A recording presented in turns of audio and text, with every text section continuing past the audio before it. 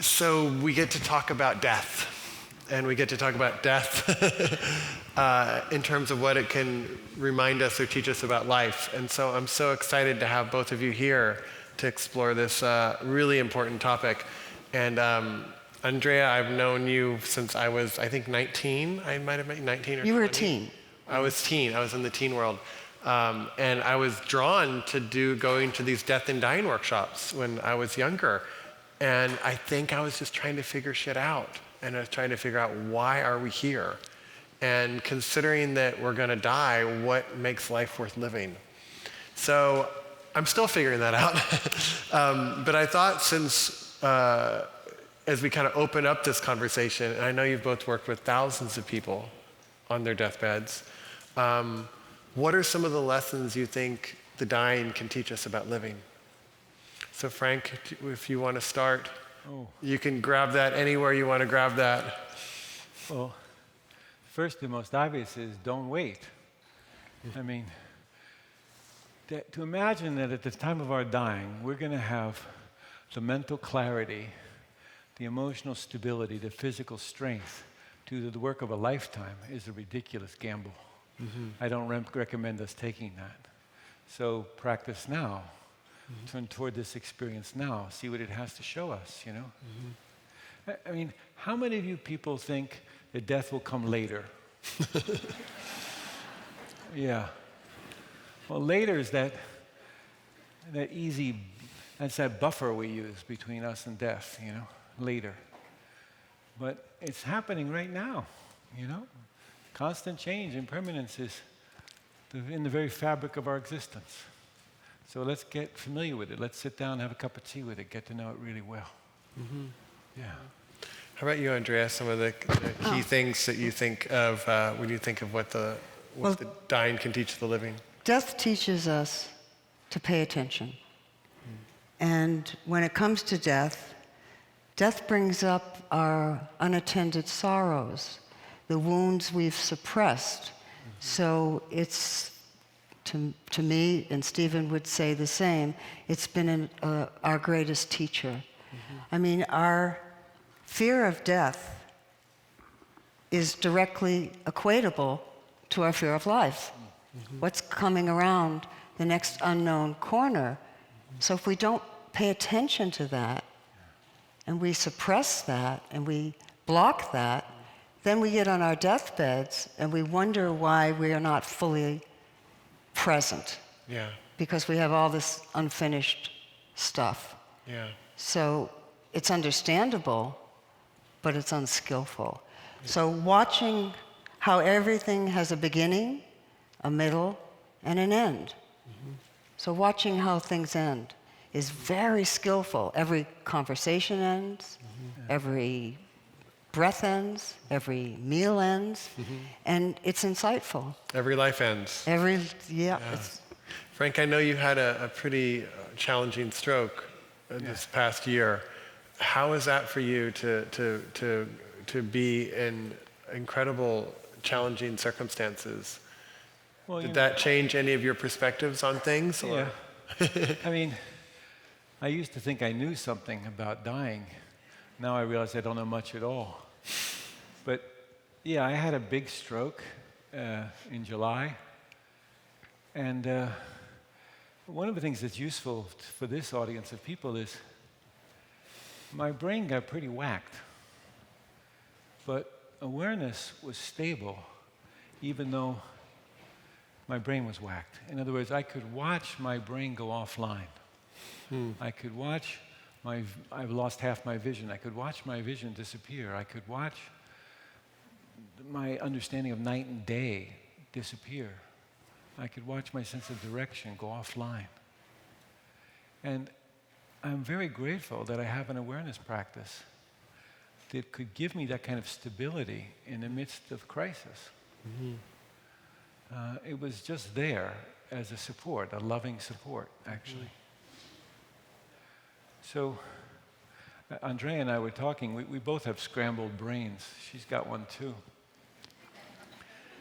But we trust our hearts, you know? Yeah. And so it is a different view from the other side of the sheets. as you say, we've sat with lots of people who have died, but on the other side of the sheets, it's really different, you know? Yeah, yeah. And has that experience, it sounds like you said it humbled you or it softened you, or how are you navigating life now any differently, or is it still pretty much all the same awareness practice? No. I'm learning a lot and being humbled every day, which in my case is a really good thing. I needed a lot of it, so it was useful. But,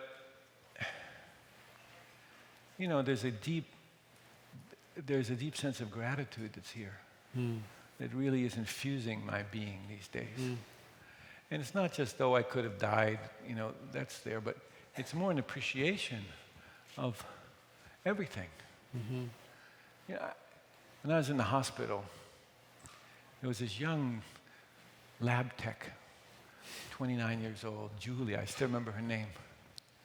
She came in and at 3 o'clock in the morning, she said, I'm very sorry to disturb you, I have to take your blood so the doctors can have it in the morning. And I said, okay. I said, but first you have to tell me something you love. She looked at me like, who is this crazy old guy? I said, tell me something you love. Then you can have my blood. Good exchange. So she said, I love my son, he's 3 years old. I said, oh, I have a granddaughter, 4 years old, we should get them together. We talked like this for a little while, and then I said, don't forget, you got to take my blood. And then she said, I'm going to take this with me to the next room. You know? Wow. And I think that's what a lifetime of practice gives us, is to help us see what really matters, what's important. You know? Yeah. You know, the people I with, Ondrea might have something different to say about this, but the folks that I've been with, when they're dying, the two questions are on their mind. Am I loved? And did I love well? And all the rest of it's extra. And if that's the most important thing at the end of our life, well, isn't it most important now? Yeah. People die the way they live. So if you choose to live an unconscious life, an unexamined life, a life where you suppress all your deepest sorrows, it's likely, not assured, that's how you're going to die. I mean, if I said to you, when this talk is over, the universe, God, Buddha, Goddess, whatever you want to call it, is going to give you one phone call from death, just one, to anyone, anywhere, what pops up in your mind? Who would you call? Why haven't you done it? That's your unfinished business. And on the deathbed, what I see is just what Frank said, but I see that people put off their unfinished stuff, thinking when they get the diagnosis, they're going to take care of it. They're going to finish their business, say their sorries, ask their forgivenesses, you know, clean up the confusions in their life. And that's not the time. You can do it then, but it's so unskillful. So to do it now, when we have energy, when we can write someone a note, we don't have to see anyone, but to write them a note or leave them a message or whatever, to finish your business, so when you're on your deathbed, you're fully present. And what I see is the people that haven't done that are not fully present. And it's like I said, I don't want to say too late, but it's an unskillful time to try to finish your business from a life of 60, 70, 80, or 30 years. In our workshops, there were very few gray hairs. Yeah. Most of the people that were dying in those days were, I'd say, 30 to 50. 50 was the oldest. So practice dying. Pay attention. It's really valuable, because the more alive you are, the more creative you are, the more spontaneous you are, the more loving you are. Can you speak a little bit to the thing of forgiveness? I think when we think of finishing business, that's something that comes up. is what prevents us from, what are the old resentments that we're still holding on to, or the fears or the pain, and how have you noticed that forgiveness can not be forced but can be invited? Are there practices or tools or ways to enhance that and finish whatever resentments we might have? Years ago, when we started Zen Hospice, one of the very first patients that we admitted, her name was Stella. And she had a brother, his name was Rusty, and he rode the rodeo circuit. And they hadn't seen each other in about 25, 30 years, and Stella asked me to find him, and this was before the internet and all that, so we made some calls to the Rodeo Association and found him. And he showed up at the door at Zen Center one night, cowboy hat, big silver belt buckle, snakeskin boots, And he says, "What kind of a place is this you got my sis, I invited him in, and he couldn't go in her room. It was too much for him. So I said, "We'll try tomorrow." Next day, we were sitting in the lobby or the courtyard of Zen Center, and he said, "I want to tell her it, but I can't tell her it." And I said, "Well, tell me." And what came out was this lifetime of suffering. Unbelievable. I mean, he had been so abusive to her in every way. And it was a horrible story to have to listen to. Sometimes it's enough just to remember that we're human, to be with somebody else in their suffering. It's enough. And because we're human, they don't have to be ashamed of their suffering in front of us. I said, "Come on, let's go upstairs and see your sis, And we went up, and he pulled up a chair next to her bed, and he said, "Sis, it's been something I'm wanting to tell you all these years, but I'm not so good with words." And then she did the most amazing thing. She held up her hand like that. And she said, "In this place, I got somebody who feeds me. I got somebody who bathes me.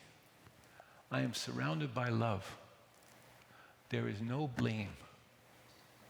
And in that moment, a whole lifetime was forgiven. Do you see? I watched this, and it taught me. I think Stella knew she was dying, and she wanted to be free. And in order to be free, she knew she had to forgive. Well, we all know that. We all know that. But here's the thing. How come if we know that, we don't do it? I mean, really, what gets in the way? Our righteousness gets in the way. Our desire to punish gets in the way. Our vengeance gets in the way. Our need for justice gets in the way. We confuse forgiving with forgetting. We confuse forgiveness with reconciliation. In the end, it's all about self-forgiveness, Self-forgiveness. It's always about that. Because it hurts too much to keep carrying this bag around, So we choose to set it down. I was working with one of our patients, and I said, this is a woman, Asian woman, had brain cancer. I met her under the bushes in Golden Gate Park. I invited her to come live with us at the hospice. Her family had abandoned her because she had cancer, brain cancer. And I said, "What do you think about setting down this old burden?" She said, "Oh, I don't think about a burden." She said, "I forgive them so I can love again."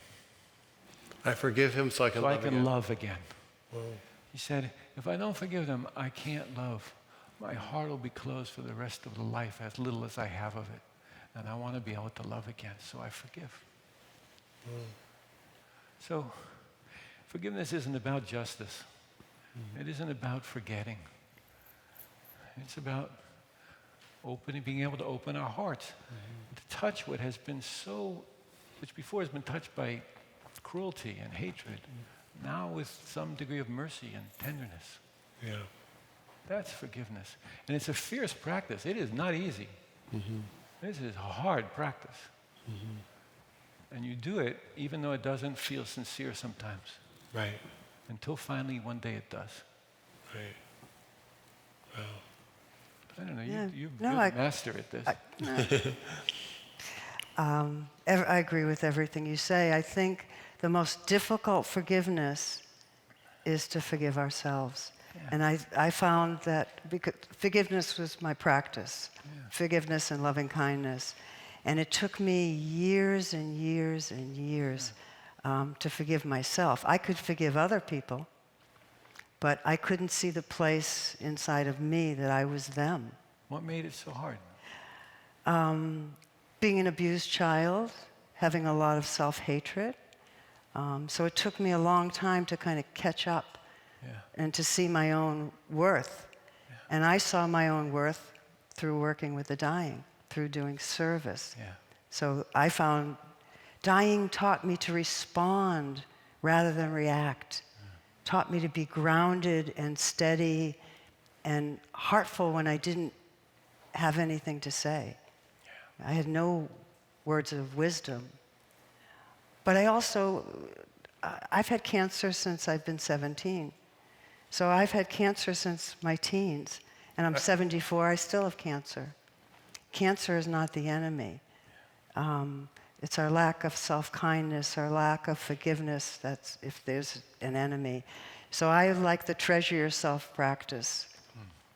Because the more I first started looking in a mirror and I'd say, treasure yourself, treasure yourself. And then the mind would come in and remind me all my wretchedness, all the reasons I wasn't worth treasuring myself. And I've been doing that, for 40 years. And finally, I can't say exactly when, but finally I get it. Yeah. But it's I think we've all been, maybe not all, many of us have been abused in different ways. Abused to think we're not enough, to think just as is who we are is plenty, but we're taught to kind of twist and turn ourselves into someone else that we admire or what we think of as better or more loving. And I think the truth is we need to learn to treasure this, however we define it. Yeah. I know one of the people that you were really close with, Frank, was Ram Dass, who recently passed. And I wondered, and I was talking to Jack Kornfield, we were all talking to Jack Kornfield, and he was mentioning what an amazing teacher he was to many of us. And I didn't know if you wanted to say anything about the gifts or the lessons that he passed on to you in his final kind of time here that seems relevant. His greatest gift, his greatest teaching, Ram Dass, those of you who knew him, was that he taught from his mistakes.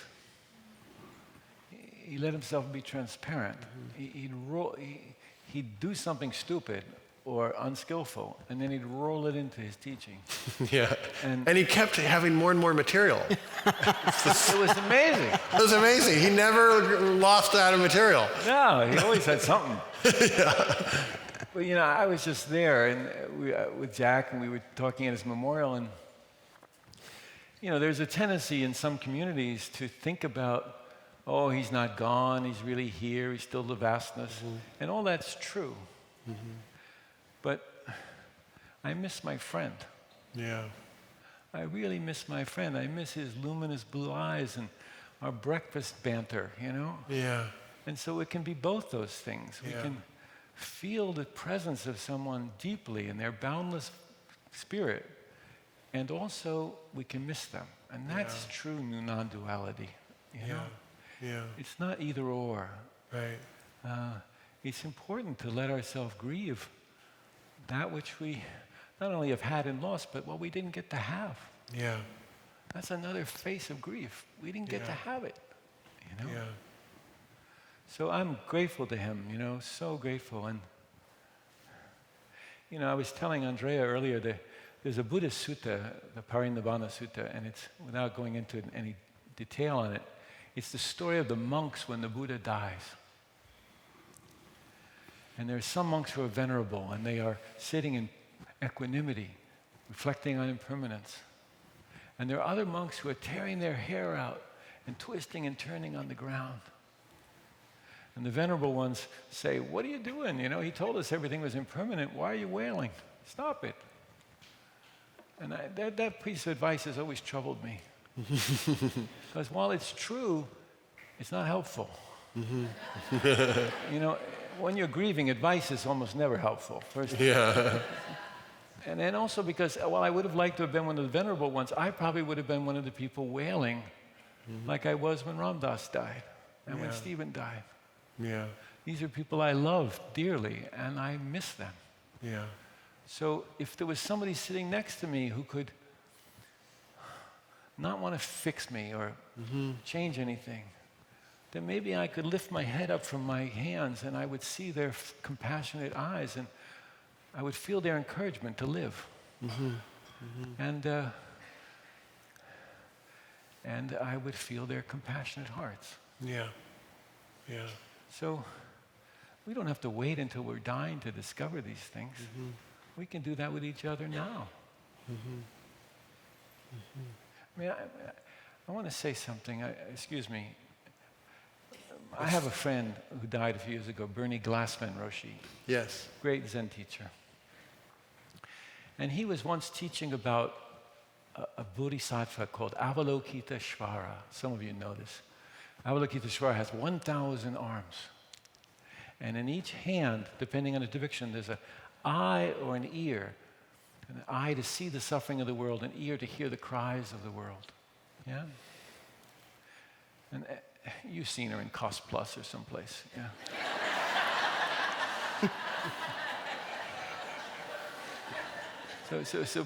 So Bernie was talking about this in Germany, and a man raised his hand and he said, "That's a very beautiful metaphor, this bodhisattva, but what should I do? I only have 2 arms."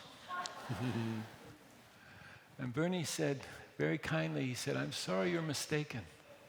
And the man said, "No, I'm sure I have only 2 arms." And then Bernie did something really simple. He was in an audience like this. He had everybody in the audience raise both their arms. Go ahead, do it, everybody. You see, look around. We are Avalokiteshvara. We are the 1,000 arms. Nobody's coming to the rescue. We're it. We're it. This is how compassion takes shape in the world through us. We're it. And if you don't do it, if you don't let it come through your arms and legs, your eyes and tongues, it can't manifest in the world. So don't wait for somebody else. Look around you, 1,000 arms, at least. We don't have to do it on our own then. We don't have to carry the burden on our shoulders alone. We're in this soup together. Yeah? You understand? Yeah. Good. But when we are alone, we can take ourselves into our own hearts as if we were our only child. I mean, when Stephen died, just because of the way we lived as hermits and we were isolated and our place was difficult to access. I just had to wrap my arms around myself and just give myself what I couldn't get from anyone else. To sit there and just moan and bitch about there's no one here for me doesn't serve anyone. But I can give it to myself. You can give it to yourself. It's the exact same energy, but it's sending it into us. It's more difficult. But after Stephen died, I was distraught. And I had so many people say to me, "Well, you've been working with the dying since you were a teen. Why are you upset?" You know, and it's the same thing. Yes, death is an illusion, but this is the greatest illusion. Yeah. And if you don't honor the depth of grief you feel, you're not honoring your humanity. This is what makes us and connects us, is our willingness to let our hearts be torn open for the healing that's really beneath it all, or that's my experience. Yeah. Yeah. And I think there's a work that we can do when you both talk about forgiveness. Well, it would be lovely if all the people we want to forgive us. The real work is in between ourselves and each other. Not to say that there aren't people we need to go to and say, I'm sorry or make amends, but that the real work is the inner work. It's not about them. That's right. It's an internal process, you know. It hurts too much to keep anyone out of our hearts. Hurts too much to keep ourselves out of our own hearts. Yeah. And so we forgive because we need to. Yeah. Because it's how we get free. It's how we open our hearts to the kind of love that you're talking about again. Yeah. Yeah, it lightens the load. And we're so, we don't judge anyone as deeply and terribly as we judge ourselves. Well, I don't know. Okay. I got a couple don't of people who are in politics.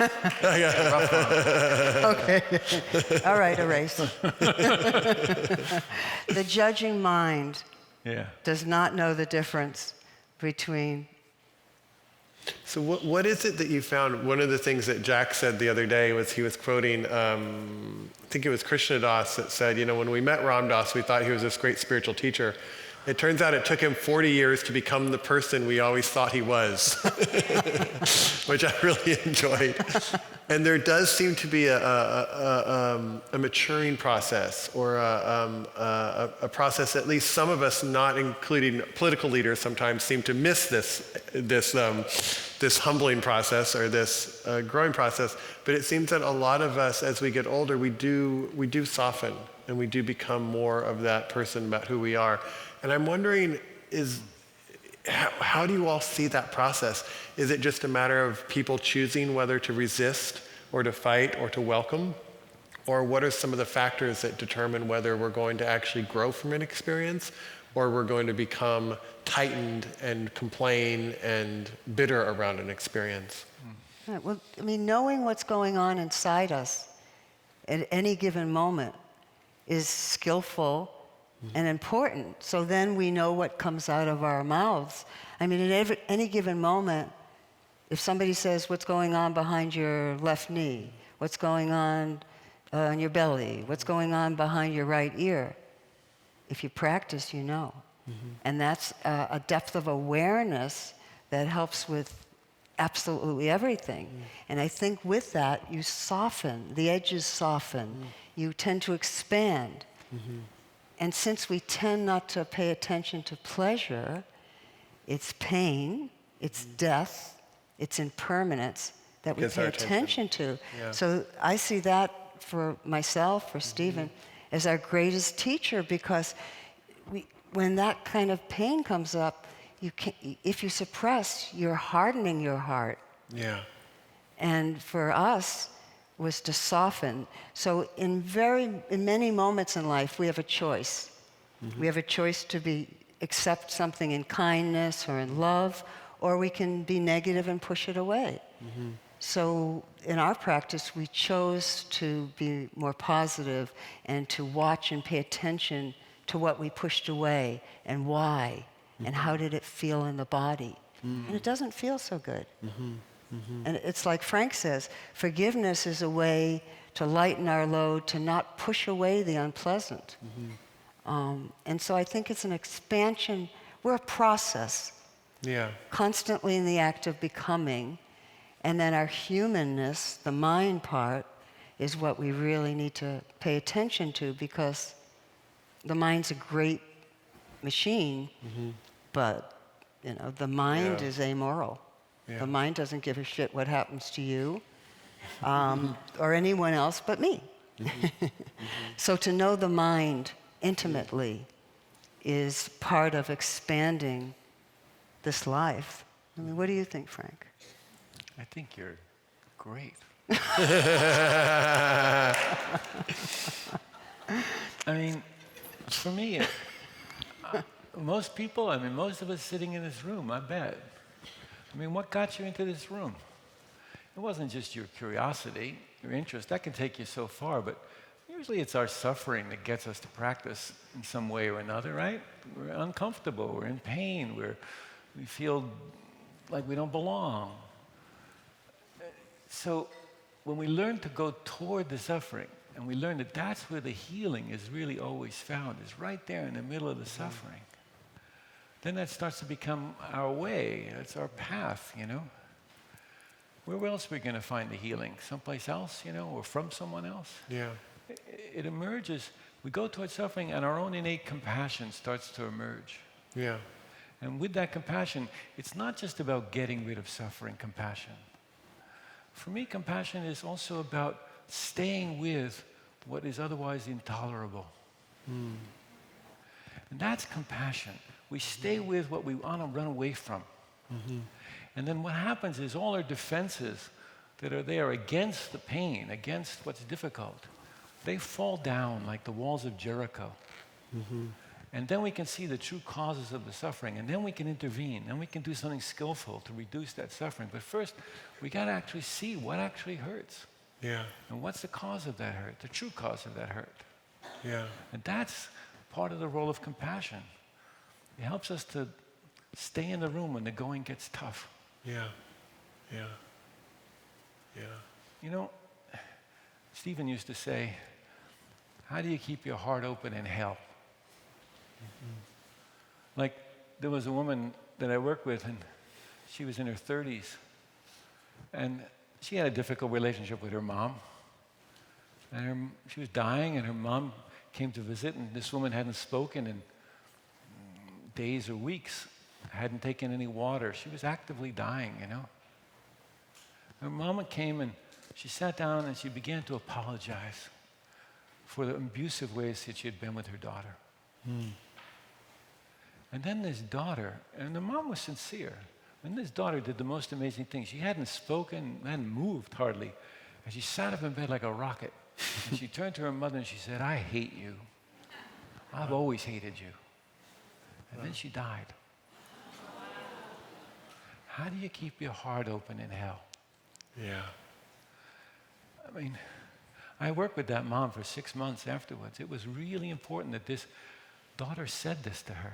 Right, right. Because while it was difficult and painful, it was true. Right. And there's something about when truth's in the room that allows a certain freedom to emerge. Mm-hmm. And this mom needed to hear that, and because it was a big part of her healing afterwards, of her own self-forgiveness. Mm-hmm. So, yeah, how do we go towards suffering? How do we let our innate compassion emerge? And how does that enable us to keep our hearts open in hell? Right. Because it's not going to be nice all the time. Right. Dying rarely has a nice little red ribbon on it. It's a mess. Mm-hmm. I mean, it's beautiful sometimes and transformative, but other times it's painful and it's ugly. Mm-hmm. But the thing about it, above everything else, is it's ordinary. Everybody's going to go through it. Nobody's going to get out of here alive. I mean, maybe today, but I don't even guarantee that. So, what would it be like, if we could see each other in that way, recognizing that truth? Yeah. Not death at the end of some long road, but in the marrow of this moment, right here. Yeah. I was in Japan teaching last year, and at the height of cherry blossom season. These beautiful, fragile cherry blossoms covering the hillsides. And for the Japanese, cherry blossoms are like crack. They follow them around through the whole countryside. and they're just beautiful. Well, what is it that's so extraordinary about cherry blossoms? Why are they so much more beautiful than plastic flowers? I mean, plastic flowers last forever, at least in some landfill. But cherry blossoms, because there's something about the brevity and fragility of their life that invites us into their wonder. And it's true with all of us, too. Mm-hmm. We want to know what death can teach us about life. Let us appreciate how precarious this life actually is. Mm-hmm. And when we know how precarious it is, we come to then into contact with how precious it is. Mm-hmm. Then we don't want to waste a moment. Then we want to tell the people we love that we love them. Mm-hmm. We want to live a life of integrity and with some degree of responsibility. Mm-hmm. And death shines a light on all of that. It holds a mirror to that. And it's the clearest mirror I've ever looked into.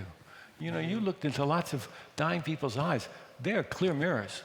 Mm-hmm. They will show you where you're holding, you know, your deepest, darkest hindrances, and also your undying love.